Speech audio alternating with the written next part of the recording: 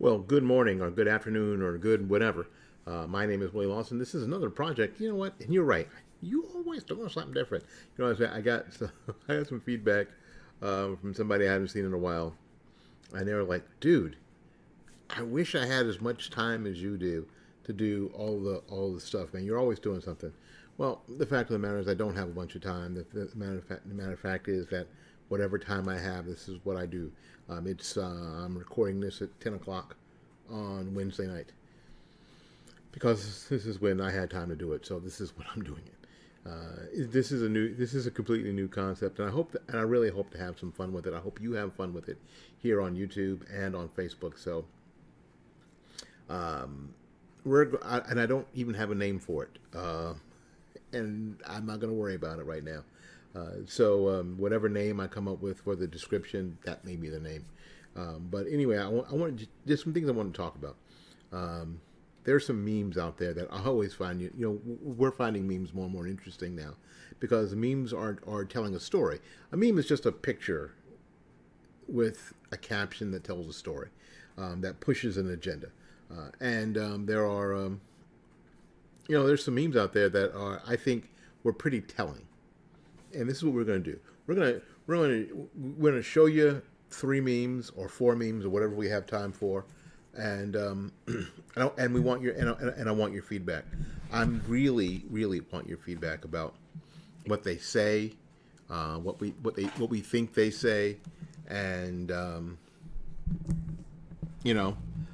because I think it's, excuse me, I need to get my microphone, because I think it's really important. We may not like it because, you know what, none of these are in depth. These aren't articles, or these aren't documentaries. These aren't, there's no investigative journalism going on here by any stretch of the imagination. Please, I really, you know what, I don't want you to think that I think there's any sort of investigative journalism going on here. This is one of those things where you just see it and you go, that's what we're talking about here, and that's all we're talking about here. So I want to let's get into the first one here. When I saw this, and all of these make me laugh. I'm just telling you, this is the deal. All of them make me laugh, which is why I brought them to you today, because they make me laugh. They evoked that when I first saw them. All right, so let's go ahead and show you the first one.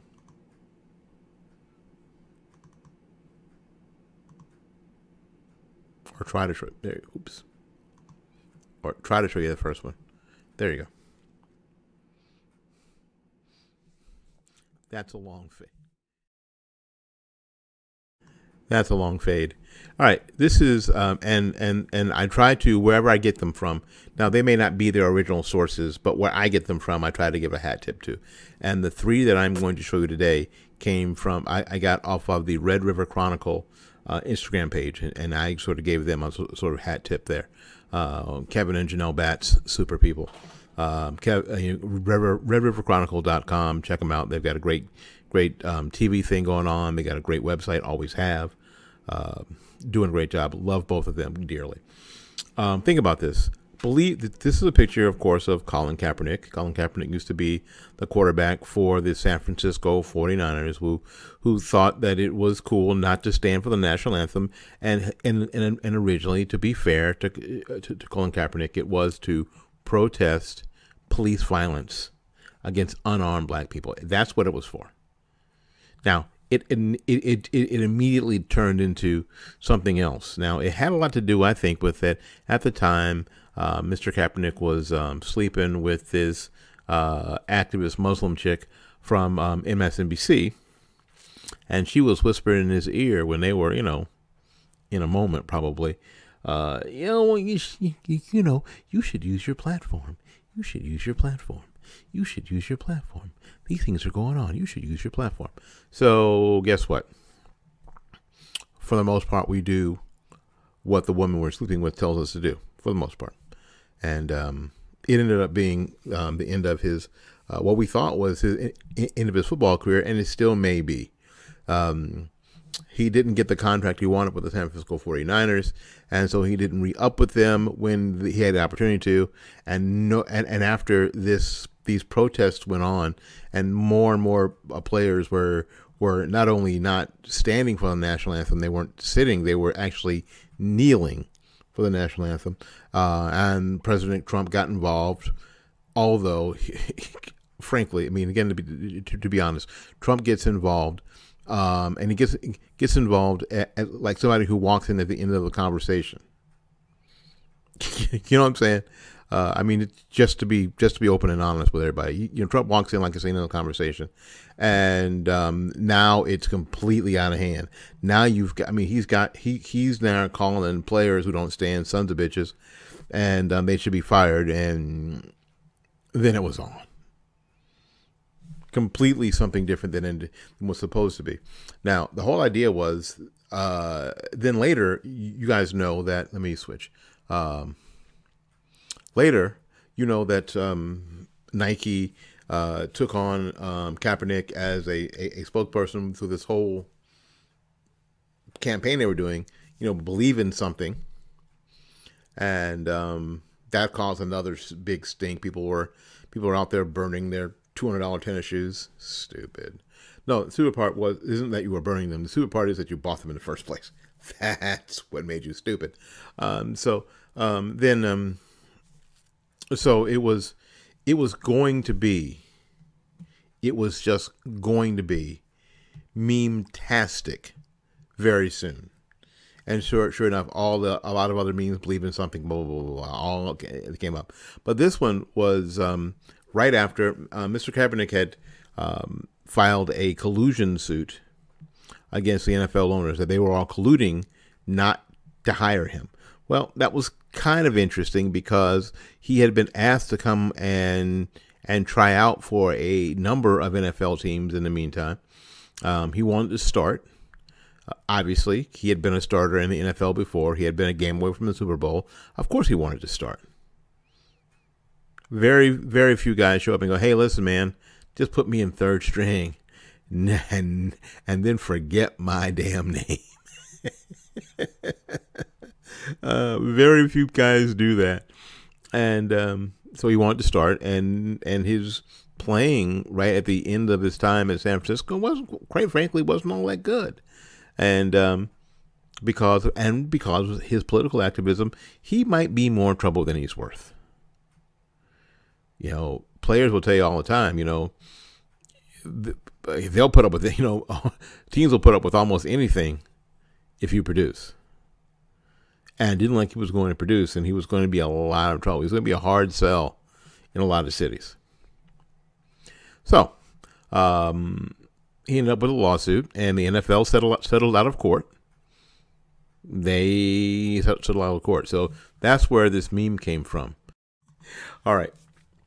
That's what the show's all about. Now you've got the whole thing. I talk about something for a little bit. We see the meme. I get a big laugh. Maybe you get a little laugh. Maybe you get a huge laugh. Maybe you get pissed off. Yeah, maybe. We'll see. All right, now we've got two more that are basically about the very same story. I have not commented on the Jussie Smollett case in basically any of my platforms. Not on YouTube, not on Facebook, not anywhere really. Have I had any comment? I'll tell you what. It's all very sad and all very terrible. I mean, to be honest with you, it's all very sad and all very terrible. It would be very sad and very terrible if it were true. If two people would have come out in minus 20-degree weather to beat up another human being and beat him up because he was black and just because he was homosexual, that would be awful. That would be very, very bad. There'd be nothing good about that situation. That would be terrible, awful, right? And if they beat him up for some weird political position, that would just be worse. if that were true. Now, what we're finding out is, as things went on, that maybe it wasn't true. Everybody had their doubts. Now, what then happened was that people started doing a little bit more investigating by asking questions. They asked for Mr. Smollett's cell phone. I guess I don't know what they wanted to see, if they had more evidence that they could use. The chief of police of the Chicago Police Department said they always treated him as a victim until things changed. And then we started, and then a lot of YouTubers started asking questions about, wait a minute, what's the freezing temperature for bleach? If they had been out there waiting for, an hour or so, there was no way that they would be able to pour bleach on him, because the bleach would have frozen. Well, bleach is mostly what? First of all, bleach is mostly water. Water freezes at 0 degrees, right? Well, actually, it freezes at 32 degrees centigrade. 32 degrees Fahrenheit, right? So once the water freezes, it's kind of hard to pour the bleach out, because they're in what we learned in school was they're in solution. The chlorine is in solution with the water, right? And once the water freezes, it's hard to pour it on somebody. Now, you could break open the bottle and rub it on them, I guess. So there were lots of questions. But as it turned out, as we're finding out, and details are still coming out, is that apparently Mr. Smollett hired 2 Nigerian brothers to sort of beat him up, and so he can concoct this whole story. Why? I don't know. There's all sorts of reasons why. None of them are good. It's all very sad. So when I saw this particular meme, anyway, this is Eddie Murphy and Arsenio Hall from the movie Coming to America. This is obviously the absolute worst Photoshop ever. As you see, they're holding a bottle of bleach, and they're both wearing "Make America Great Again" hats, because one of the stories was that the people who beat up Mr. Smollett were wearing MAGA hats. Now, they had ski masks on and MAGA hats, and they were white people, and they were beating him up, and they were screaming, "This is MAGA country," apparently, and they put a noose around his neck. That was the story. And again, if any part of that was true, it's distressing and horrible.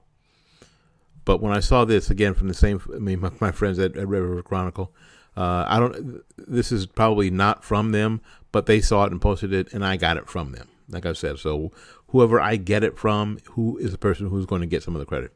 But I'll tell you that I'm sure, because I'm pretty sure that Kevin's Photoshop skills are a lot better than that. Again, really sad, really terrible. Now, why he did this, it's coming out. There was some stories about salary. There was some stories about the show wasn't doing very well, and he needed to, and he needed publicity. But as it seems, what it really looks like is closer to this. There's Jussie Smollett with Maxine Waters at the Resist March, hashtag Resist March, and another scene, and there he is, also hugging up against Valerie Jarrett and Kamala Harris. Now, as we were finding out, Jussie Smollett's mom was very much the black activist during her time, and they spent a lot of time with people like Angela Davis, who had an association with the original Black Panthers. So now the story it has sort of turned, and I'll tell you what, I first heard that is so. I first heard this on Actually, I just happened to be listening to a episode of Rush Limbaugh. He brought this up, and he was the first I heard to bring it up. And then I heard other people jump on it, and it kind of makes sense. That what he was looking to do was, Jussie Smollett was looking to do was make his life a little bit more meaningful, and sort of be this leftist kind of hero. So even if they had to manufacture it.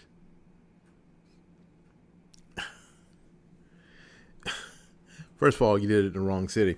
You got beat up by two white MAGA hat wearing rednecks in Chicago, who thought it was okay to be out in negative 22-degree weather. They knew that you were going to be at a Subway at 2 a.m. You got some serious. He might have talked to Lee Daniels about this, because you got some really serious plot holes in there. You got holes in that plot that you could drive a truck through, and that's really problematical, Jussie. And then they poured bleach on you, and when it was 22 degrees below zero, the freezing temperature for water, which bleach is mostly water, is 32 degrees Fahrenheit above zero. So it was going to be almost 50 degrees colder than when water freezes.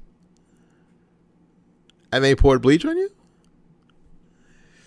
Or they keep the bleach like in a warmer in the car? Hang on a second, let's go get the bleach out of the warmer. Pour it on the Negro. Probably not. They had ski masks on and MAGA hats. I don't know anybody who's been in that kind of weather who's worn a ski mask. Probably you're not wearing a baseball cap on top of your ski mask. You're probably wearing a hoodie or something. If you got a ski mask on, you're probably not wearing a baseball cap on top of it. You're probably not, because it's not how it works. You're probably oh, help me, Jesus, that is too funny. Jesus, take the wheel. Anyway, you're probably not wearing a baseball cap on top of it.